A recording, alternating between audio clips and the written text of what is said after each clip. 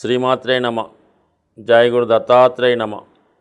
ఈ వీడియోలో మనం తులారాశి వారికి నవంబర్ 16వ తారీఖు నుంచి డిసెంబర్ 15వ తారీఖు మధ్యలో ఏర్పడినటువంటి బుధాదిత్య యోగ ప్రభావం తులారాశి వారి మీద ఏ విధంగా ఉండబోతుంది అన్న విషయాన్ని మనం ఈ వీడియోలో పరిశీలించే ప్రయత్నం చేద్దాం. మరి తులారాశి వారికి బుధుడు శుభగ్రహం, భాగ్యాధిపతిగా, వ్యయాధిపతిగా మరి ధనస్థానంలో ఉన్నాడు. అంటే ఒక విధంగా 2వ స్థానం 12వ స్థానం అన్నవి అవి న్యూట్రల్ స్థానాలు అన్నమాట. మెయిన్ 9వ భావం కాబట్టి ఈ తులారాశి వారికి బుధుడు భాగ్యాధిపతిగానే పనిచేయడం జరుగుతుంది. అటువంటి బుధుడు భాగ్యస్థానాధిపతిగా ధనస్థానంలో ఉండడం వల్ల జాతకుడికి ఆటోమేటిక్గా ఒక ధనయోగం ఏర్పడుతుంది. ఏది బుధుడు వ్యాపారకారకుడు, వాక్కారకుడు, అలాగే సామర్థ్యానికి, టాలెంట్కి, అదృష్టానికి కూడా కారకుడు.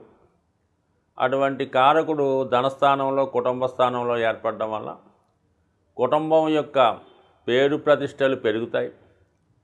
జాతకుడు యొక్క వాక్చాతుర్యంతో తను ధనం సంపాదించడం కానీ, కుటుంబ విషయాలు సరిదిద్దడం కానీ, కుటుంబం యొక్క బాధ్యత తీసుకోవడం కానీ జరిగే అవకాశం ఉన్నది. అంటే మొత్తం మీద కుటుంబంలో శుభకార్యాలు, ఆధ్యాత్మిక కార్యక్రమాలు జరిగే అవకాశం ఉన్నది. సో దీనికి అదనంగా ఏమైంది, రవి, ఈ రాశికి రవి లాభాధిపతిగా, ప్రభుత్వ కారకుడు, తండ్రి కారకుడు, యజమాని కారకుడు ధనస్థానంలో ఉన్నాడు. అంటే ఒక విధంగా మీ యొక్క టాలెంట్ రుజువు కావాలన్నా, మీలో ఉన్నటువంటి సామర్థ్యానికి తగిన గుర్తింపు రావాలన్నా రవి కారణం అవుతూ ఉంటాడు. అటువంటి బుధుడు రవి భాగ్య లాభాధిపతులు కలిసి ధనస్థానంలో ఏర్పడటం వల్ల మరి ఈ తులారాశి వారికి ఏర్పడినటువంటి బుధాదిత్య యోగం ఒక ధనయోగంగా, ఒక అదృష్టయోగంగా మారడం జరిగింది. మరి ఈ కారణం వల్ల మరి జాతకుడు ఏ ఫలితాలు పొందగలడంటే ఎక్కువగా మరి విద్యార్థులకి ఇది చాలా గొప్ప అవకాశాన్ని, వాళ్ళలో ఉన్నటువంటి మేధస్సు పెరగడం, తగిన గుర్తింపు రావడం జరుగుతూ ఉంటుంది. అంటే సాధారణంగా కొంతమంది విద్యార్థులకి ఆర్థికపరమైనటువంటి ఇబ్బందులు కారణంగా ఎవరైతే చదువుని తగు విధంగా కొనసాగించలేకపోతుంటారో వారికి ఈ సమయంలో ఒక ఆర్థిక సహకారం లభిస్తూ ఉంటుంది. అది ప్రభుత్వం ద్వారా అవ్వచ్చు, ఏదన్నా ఒక ట్రస్ట్ ద్వారా కూడా జరిగే అవకాశం ఉంది.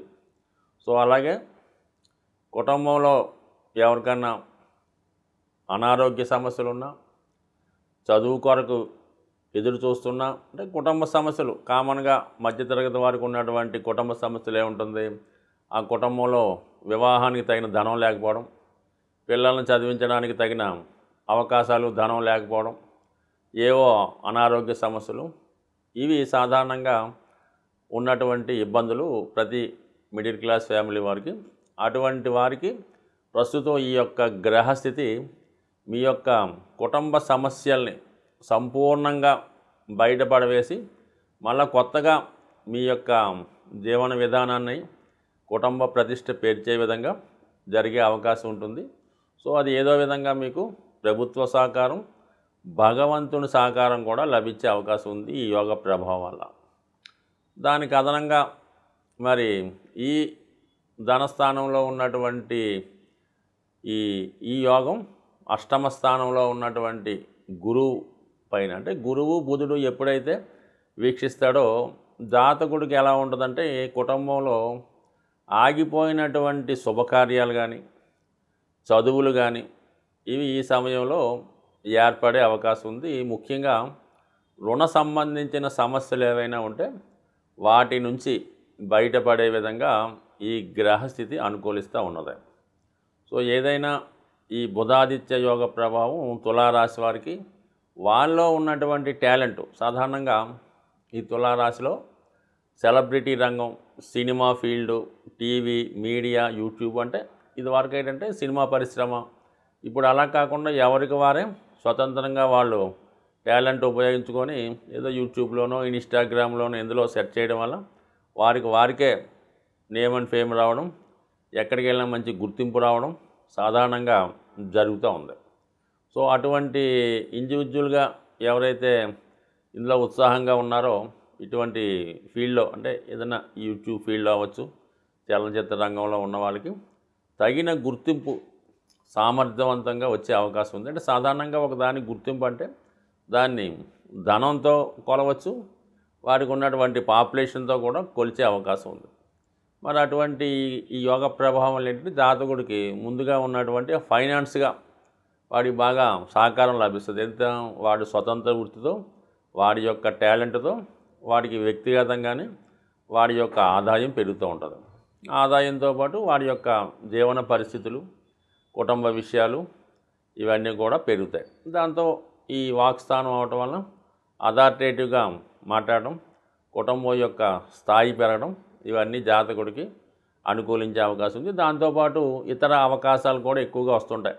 అంటే గురువు అష్టమంలో ఉన్నాడు కాబట్టి వాడు ఉన్న స్థాయిని బట్టి ఎవరో ఒక ఫర్మ్కి స్పాన్సర్ చేయడము, వాళ్ళని మార్కెటింగ్ చేసి డెవలప్ చేయడం వల్ల జాతకుడు ఈ విధంగా 2-3 రకాలుగా ధన సంపాదించే అవకాశం ఉంటుంది. అంటే ఒకేసారి జాతకుడు వెలుగులోకి వచ్చి తన సామర్థ్యాన్ని నిరూపించే విధంగా ఈ యొక్క యోగం జాతకుడికి ఎక్కువగా ఉపయోగపడే అవకాశం చాలా ఎక్కువగా ఉంది. దానికి ఏంటంటే ఇది బుధుడు వ్యాపార కారకుడు కాబట్టి ఈ సమయంలో జాతకుడు ఏదైనా కొత్తగా వ్యాపారం ప్రారంభించుకోవాలన్నా, ప్రస్తుతం వస్తున్నటువంటి ఆదాయానికి అదనంగా ఇంకొక ఆదాయం సమకూర్చోవాలన్నా కంపల్సరీగా ఇది జాతకుడికి ప్రస్తుతం వస్తున్నటువంటి ఆదాయంతో పాటుగా అదనపు ఆదాయం కూడా లభించే అవకాశం ఉంది. దానికి కొంతమందికి ఏంటంటే పార్ట్ టైం జాబ్ లాంటిది కూడా కొంతమందికి ఈ సమయంలో రావడం జరుగుతుంది. అంటే చాలా ప్రాంతాల్లో కొంతమంది ఉద్యోగం చదువుకుంటూనే ఏదో ఒక సంస్థలో పార్ట్ టైం ఉద్యోగం చేసుకొని ఆ విధంగా ధనం సంపాదించుకుందాం అనుకున్న వాళ్ళకి కూడా ఈ యొక్క స్థితి చాలా వరకు అనుకూలించే అవకాశం ఉంది. కాబట్టి జాతకుడు చేసే ప్రయత్నం బట్టి ఏదన్నా ఆధారపడి ఉంటుంది.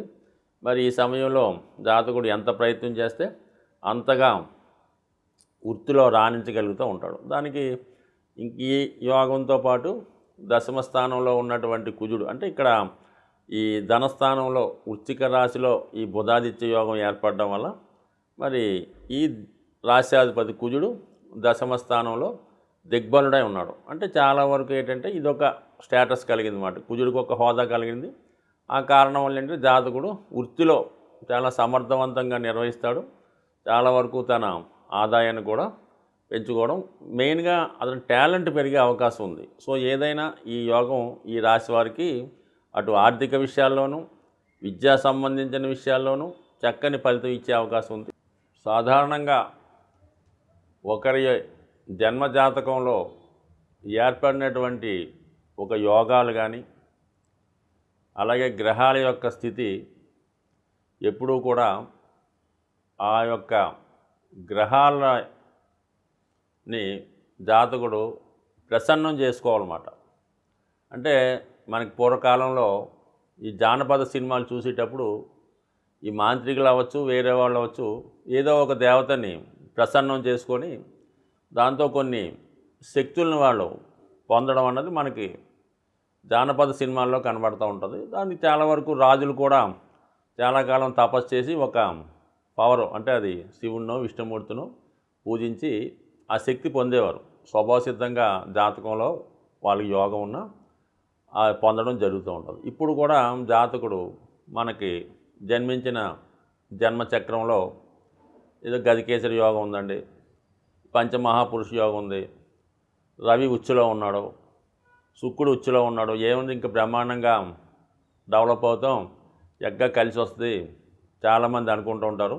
వాళ్ళు అనుకోవడం కన్నా సాధారణంగా వాళ్ళ పేరెంట్స్ ఈ పిల్లవాడి జాతకాన్ని చూసి మా వాడి జాతకంలో శుక్రుడు ఉచ్చులో ఉన్నాడండి బ్రహ్మాండంగా అని వాళ్ళు సరదా పడుతుంటారు. కానీ ఎప్పుడు కూడా జాతకుడు ప్రయత్నం చేస్తేనే ఆ గ్రహం యొక్క ఫలితాన్ని పొందడం జరుగుతూ ఉంటుంది. ఉదాహరణకి శుక్రుడు చాలా బలంగా ఉన్నాడు, ఇతను సినిమాలో బాగా రాణించగలడు అని జాతక చక్రంలో ఒక జ్యోతిష్కుడు చెప్పినప్పుడు అది ఆటోమేటిక్గా సునాయాసంగా రావడం ఏమి జరగదు.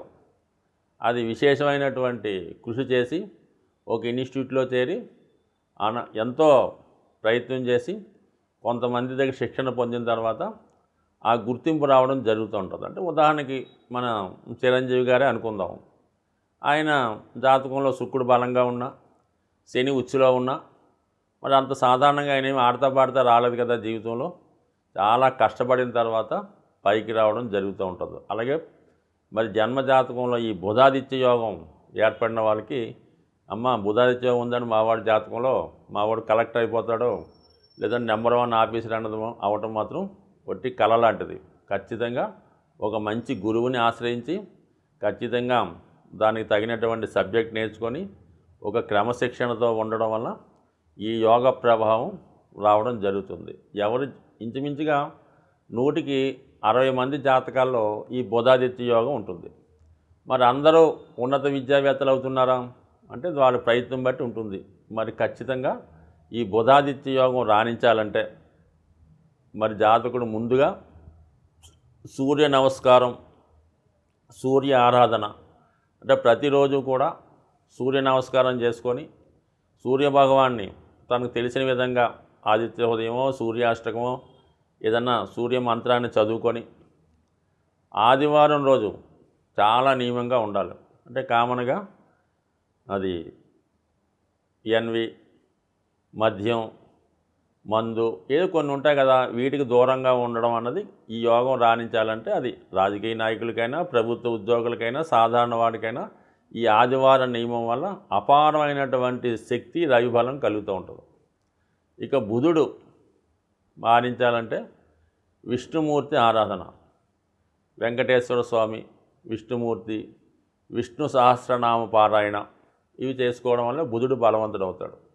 అంటే సాధారణంగా ఈ బుధుడు జాతకంలో రాణించాలంటే, వ్యాపారంలో రాణించాలన్నా, విద్యలో ఉన్నతి సాధించాలన్నా ఏకాదశి, ప్రతీ నెలలో వచ్చే 2 ఏకాదశుల రోజు విధి విధానంగా ఉపవాసం ఉండగలిగితే ఉపవాసం ఉండి ఆ రోజు మంచి సాత్వికమైనటువంటి ఆహారం తీసుకుంటూ ఎక్కువగా ఏదో ఒక వాళ్ళకి ఇష్టమైనటువంటి విష్ణు సహస్రనామో, గోవిందనామాలో, లేదంటే ఒక మంచి ఆధ్యాత్మికవేత్త దగ్గర, ఒక మంచి గురువు దగ్గర అతను సాన్నిధ్యం, అంటే మన పని చేసుకుంటూనే ఏదో విధంగా ఆ దైవం మీద దృష్టి పెట్టడం వల్ల ఈ విధంగా ఏకాదశి చేయడం వల్ల, ఉపవాసం వల్ల బుధగ్రహ అనుగ్రహం పొందడం జరుగుతూ ఉంటుంది. సో ఈ కారణం వల్ల ఇటు సూర్య నమస్కారాలు ఆదివారం చేసుకుంటూ నెలకి 2 సార్లు వచ్చే ఈ ఏకాదశి నియమం పాటించడం ఖచ్చితంగా చేసి చూడండి. ఎక్కువ రోజులు అక్కర్లేదు, 1 సంవత్సరం ఎవరైనా ప్రయత్నం చేయండి. వాళ్ళు ఉన్నత స్థితికి ఖచ్చితంగా ఏ స్థాయిలో ఉన్నా ఎదగడం జరుగుతుంది. వాళ్ళలో ఉన్నటువంటి ప్రశాంతత, వాళ్ళలో ఉన్నటువంటి ఆధ్యాత్మికత, అటువంటి వ్యక్తుల దగ్గర మీరు 5 నిమిషాలు మాట్లాడినా ఎంతో ప్రశాంతత ఏర్పడే అవకాశం ఉంటుంది. కాబట్టి ఒకసారి ప్రతి ఒక్కరూ కూడా, ముఖ్యంగా చదువులో విద్యార్థి దశలో ఉన్నవాళ్ళు ఈ నియమాలు పాటించడం వల్ల, అలాగే చాలా హాస్టల్స్ అవి ఉంటుంటాయి కాబట్టి వాళ్ళు కూడా పిల్లలకి సాధ్యమైనంత వరకు ఈ ఆదివారం సూర్య నమస్కారం, ఏకాదశి నేర్పడం వల్ల మీ యొక్క కాలేజీ కానీ, మీ యొక్క ఇన్స్టిట్యూట్ కానీ 100% మంచి సక్సెస్ రేట్ పొందే అవకాశం ఉంటుంది. ఒకసారి ధర్మాన్ని కాపాడుతూ ప్రయత్నం చేయండి. స్వస్తి.